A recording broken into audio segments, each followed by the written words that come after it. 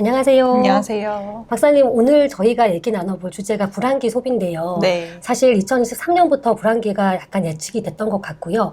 2024년 되면은 조금 더 경기가 반등하지 않을까 그런 기대도 했던 것 같은데 확실히 저 자신을 보면은 요즘 지갑이 다치더라고요. 네, 맞습니다. 요즘 불황기가 많은 것 같습니다. 네. 자, 이 주제에 대해서 우리가 얘기 나눠볼 건데요. 조금 네. 더 구체적으로 말씀 주십시오. 네, 사실 2023년부터 우리 세계 경제가 좀 보릿고개를 넘고 있죠. 그런데 2024년에는 좀 반등할 것이라는 이 희망적인 메시지도 나오지만 동시에 아직까지 우리 소비자 지갑은 닫혀 있는 것이 현실인 것 같습니다. 그래서 오늘은 불황기에 우리 소비자들은 어떤 마음을 갖고 또 어떻게 행동하는지 좀 살펴보면 좋을 것 같습니다. 네, 사실 또 사람들이 알고 있는 불황기에 나타나는 전형적인 소비 패턴 이런 것들이 몇 가지 있거든요. 그거 네. 먼저 정리해 볼까요? 네, 맞습니다. 불황기에는 전형적인 법칙이 있습니다. 일단 가성비 상품을 많이 찾게 됩니다. 아무래도 좀 실속 소비 현상이 많아지고 있죠. 그리고 현실을 좀 너무 힘들어 하기 때문에 과거를 찾는 이 복고 트렌드도 늘 불황기에는 같이 나타나곤 합니다.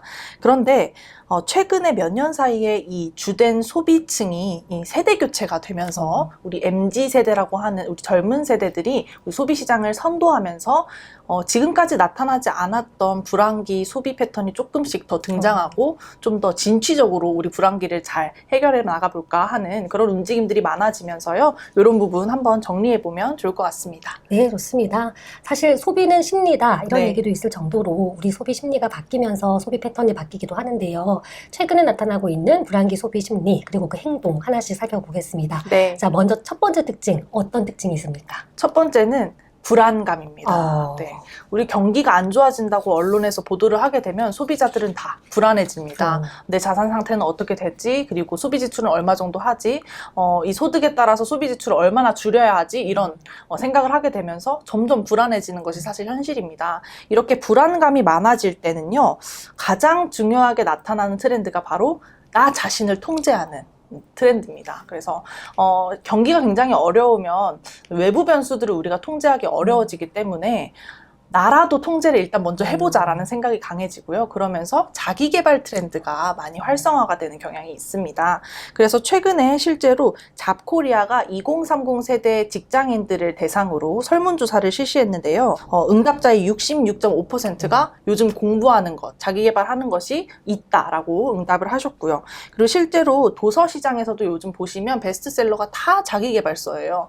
위로하는 책도 있지만 전반적으로 자기개발 관련된 책이 많아지면서 예스24가 발표한 2023년 베스트셀러 트렌드 보시면 자기계발서가 압도적인 1위로 나타나기도 합니다. 그래서 이런 식으로 외부 변수가 통제하기 어렵고 굉장히 불안한 상황 속에서는 우리 소비자들이 자기계발로서 어떻게 나를 한번 먼저 통제해볼까 하는 경향성이 더 강해진다고 볼 수 있겠습니다. 네, 아무래도 지갑에 돈이 좀 있어도 네. 앞으로 어떻게 될지 모르기 때문에 그 돈을 좀 아껴 쓰는 것 같고요. 네. 또 말씀 들어보니까 저희 2024 트렌드 키워드였는데 스핀오프 프로젝트라는 키워드가 있었죠. 네. 거기서 개인의 사이드 프로젝트 형태로서 자신을 발전시켜 나가는 그런 트렌드가 잘 맞물려 있는 것 같습니다. 네, 맞습니다. 자, 또 불황기에 주목해야 할 두 번째 특징 제가 한번 생각해 봤는데요. 네. 저는 현실을 도피하고 싶어 하는 것 같아요. 네. 이 불황을 약간 뭐라 그럴까요? 아닐 거야. 불황 네. 안 올 거야. 이렇게 생각하는 것 같거든요. 맞을까요? 네, 맞습니다. 그리고 과거에는 좀 우리가 현실을 도피하기 위해서 과거를 찾았다면 요즘은 과거를 찾는 것보다 아유 모르겠다 하고 그 스트레스를 해소하고 싶은 그런 현상이 훨씬 더 강해지는데요. 그래서 이 스트레스를 해소하기 위해서 요즘 소비자들이 고자극 콘텐츠를 굉장히 많이 즐기는 현상이 강해지고 있습니다.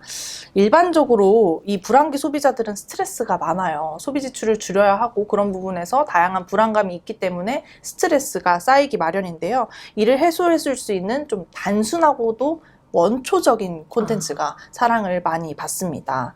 그래서 최근 쇼폼 콘텐츠나 뭐 OTT 서비스 보시면 정말 통쾌하고 짜릿하고 자극한 그런 콘텐츠들이 더욱 사랑을 많이 받는 것을 확인할 수 있습니다. 대표적인 예로 드라마나 영화 같은 경우는 원래는 고구마식 서사가 그래도 좀 맞아요. 인기를 끌었었어요. 주인공이 굉장히 고통받고 그러다가 마지막 화에 짜란하고 복수를 하고 행복하게 끝나는 그런 고구마식 서사가 인기를 끌었었다면 최근에는 그것을 굉장히 답답해하세요. 지금 나 자신도 힘든데 이걸 주인공이 고생하는 걸 계속 봐야 하냐 이런 식의 힘듦이 있기 때문에 요즘은 처음부터 끝까지 복수하고 짜릿하게 즐기는 그런 원초적인 콘텐츠가 훨씬 더 사랑을 많이 받습니다. 이런 걸 사이다식 서사라고 하더라고요. 네. 그래서 고구마 아니고 이제 사이다 서사가 더 인기를 끈다는 거죠. 그리고 최근에 이제 유튜브 콘텐츠에서는 이 술 먹방이 엄청나게 많이 떠오르고 맞습니다. 있습니다. 네.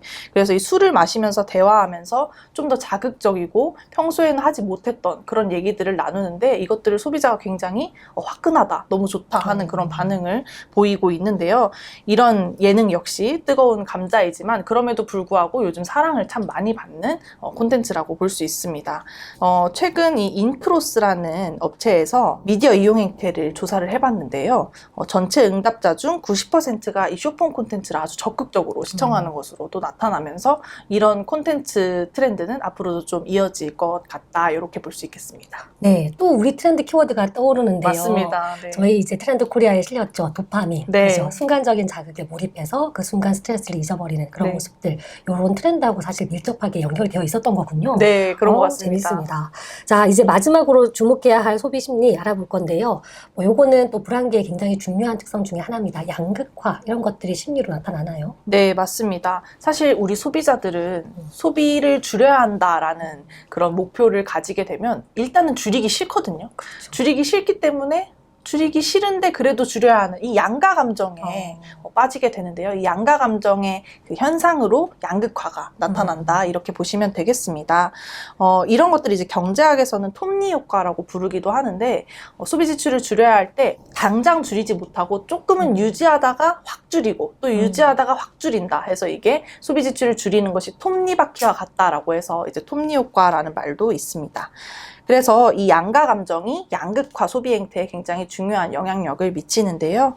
양극화 소비는 우리 소비자가 무조건 저가 상품만 사지 않는다라는 것을 의미하기도 합니다. 가장 대표적인 예시 하나 드리면 크리스마스 때 요즘 케이크를 참 많이 드셨죠. 맞아요. 케이크 더 이상 이제 디저트 이상의 의미를 갖고 있는 것 같은데 그렇기 때문에 특별한 날이니까 좀 더 비싼 케이크, 맞아요. 막 호텔 케이크 이런 것들을 즐기시려는 분들도 계시고 또 반대쪽에서는 대형마트에 그 9,990원짜리 그런 저가형 케이크도 굉장히 잘 팔렸거든요. 이런 식으로 소비 시장에서도 상품의 양극화가 굉장히 크게 나타나는 것이 다 양가 감정의 한 양상이라고 볼 수 있겠습니다. 네, 오늘은 저희가 불황기 소비 다루고 있는데요. 특히 그 소비 자체보다는 소비 이면에 나타나고 있는 심리 상황, 거기에 대해서 아주 키워드로 잘 설명을 해주시고 계십니다. 네. 자, 이런 불황기의 소비 심리를 이해해야 하는 그 이유가 있을까요? 네, 일본 파나소닉의 창업자이자 경영의 신으로 불리는 마스시타 고노스케라는 분이 하신 말씀입니다. 호황은 좋지만 불황은 더 좋다라고 말을 하셨대요. 그러면서 준비된 자에게는 위기가 오히려 기회가 될 수 있다라고 말하셨기 때문인데요. 사실 우리 경제 사이클이 늘 호황이 있을 수 없고 맞습니다. 늘 불황이 있을 수 없습니다. 그래서 항상 호황이 있으면 불황이 있고 또 다시 호황으로 돌아오는 법인데 이 불황일 때 어떻게 잘 견뎌내고 이 위기를 기회로 삼느냐가 굉장히 중요한 부분입니다. 그럴 때 이제 소비자의 소비 심리를 파악하고 이것을 어떻게 우리 업에 반영할지를 살펴보는 것이 굉장히 중요하다라고 말씀을 드리고 싶고요. 무엇보다도 이 소비 심리에 좀 적확한 대응을 하는 것이 우리 기업인들에게도 굉장히 중요한 덕목이 되지 않을까 싶습니다. 네, 맞습니다. 또 반대로 이런 말이 있죠. 불황기는 부실한 기업들을 정리하는 그런 어떤 기간이다. 이런 얘기도 있는데 맞습니다. 우리가 호황기에는 너무 호황기라고 또 생각하지 말고 언젠가 다가올 불황을 준비하고 네. 또 불황기에는 너무 낙담하지 마시고 곧 다가올 호황을 준비하는 네. 그런 준비된 자세가 필요할 것 같습니다. 네, 맞습니다. 오늘 좋은 말씀 해주신 우리 한다혜 박사님 감사합니다. 감사합니다.